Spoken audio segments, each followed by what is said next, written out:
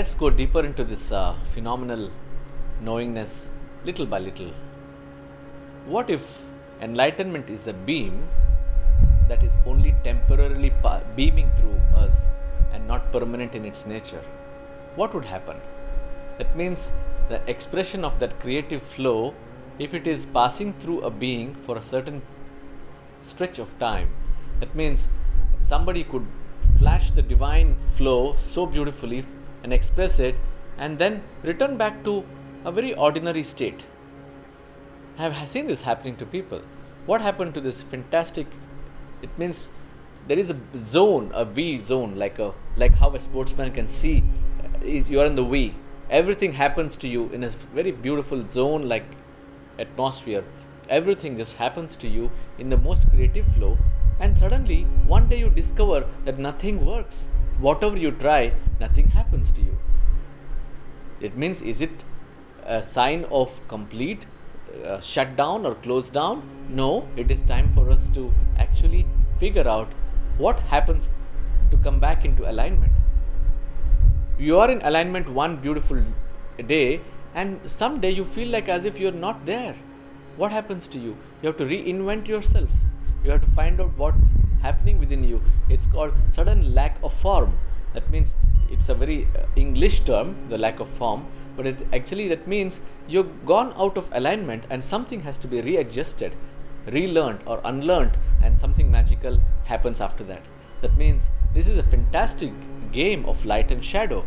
The shadow is there behind us when you look at the sun. So that means our greatest knowingness has been happening always as purest absorption. So this enlightened awareness is an absorption, and once it absorbs, do we have the purity to sustain this beautiful awareness as only absorption or the expression? So now there are beings who are going to be sitting in silence and not expressing it. Doesn't mean they are not enlightened, but they are not expressing it doesn't mean that they are not capable of doing it. Some people choose not to express it because it is futile trying to express the truth because it can never be expressed. So when we try to describe it, we are using the power of an expression which is somewhere close to what is possible. Somewhere close to, it's like trying to explain the fragrance of a rose. You could use all the best vocabulary, all the adjectives when you are in the English language and try to describe the fragrance. You know it cannot be done beyond a certain point. It's a hopeless case. And yet we try in our poetic best, we try to express the fragrance in the least possibilities through similes, through expressions, and then we try to make it more flowery. How can we compare one with the other? We're trying to impose an idea that this is possible to express it, and the expression is now, for instance, let us look at it, a beautiful encounter in a real life scenario. Lata Mangeshkar, a powerful, sweetest voiced singer that we have encountered in this lifetime, she walks into the studio in Mumbai, enters the studio, stands in front of the mic in the studio. She has come prepared to render a song called Satyam Shivam Sundaram, and this is a poem written by Rabindranath Tagore. And originally understanding is that what is possible with this understanding is that when you understand the truth or realize the truth, everything is goodness. The Shivam is the goodness, and everything looks beautiful. And such was the connectedness of that moment, and that something penetrated through this beautiful singer, and she rendered the song in one take. And such is the depth of this rendition that if somebody hears it, would say, how is it possible in that day where the rendition was flawless and everything happened at one shot? That means what was the penetration of the beam at that moment which the singer received and then expressed with flawlessly.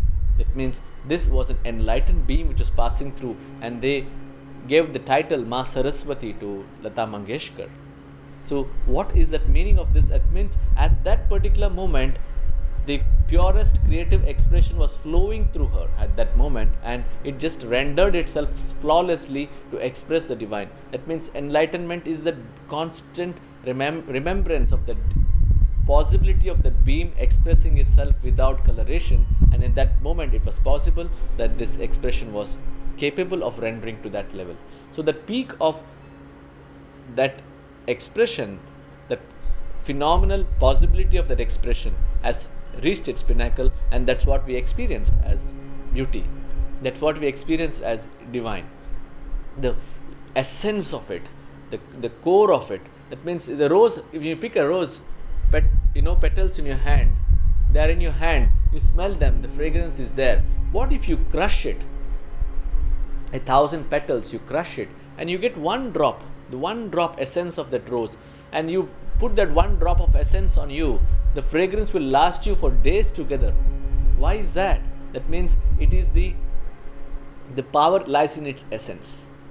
So that one drop, that is extract, that means can we extract the divinity? It is there within each one of us. We need to go to that core and squeeze it within to extract the essence. It is not readily available. It has to be extracted. Even the beam may pass through, but can the beam reflect the purest knowingness? And that is through a madhyama. This whole instrument becomes the playground of the divine, the Maha Kridangana, and then the experience of that divine is so incensed within that it comes alive. It has to be fragrant. This whole body has to become realigned. It's not possible that this instrument can be struggling to deal with pain, suffering, disease. The enlightenment has to penetrate into every atom. It cannot be, I am suffering and yet I am passing this beam through me. It's not possible for the pipeline to be dirty and yet the tap water can be clean. So that means there has to be a progressive purification mechanism passing through us. That means we have to keep ourselves responsible. So this does not come to you as just a gift without remembrance of the responsibility. Enlightenment is so intense that if some people get to know what it means, there are so many people who keep on asking, clamoring for enlightenment. But if you get to know that it is a huge responsibility, you would not like to touch it with a barge pole. Why? Because it means are you ready to serve selflessly through compassion and be responsible for that level of beam to penetrate you without your so-called self-glory or ambition or limitation of your so-called projections of your dreams. You are inhibited by the dream. That means the whole process is now when that individuated I, which is struggling to deal with perception, has to be dissolved.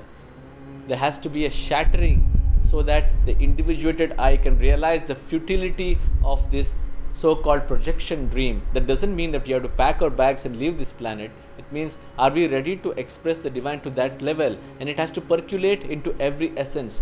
It doesn't mean that you have to run away from your home and drop your family and then become enlightened. Enlightenment is a constant knowingness, and it is possible in multi-dimensional flow. It is possible in different stages of the flow. That your presence is so beautiful that you don't have to try to run away or escape or try to prove anything. It just becomes a beautiful presence of the knowingness, and it percolates, and the sphere just magnifies. Your reach magnifies. The sign is a celebration around, within, everywhere, and there is a powerful knowingness that is so intensely beautiful that people who just encounter you even for a brief moment, you are left an indelible mark on their memory that something magnificent is flowing through, and that is enlightened awareness.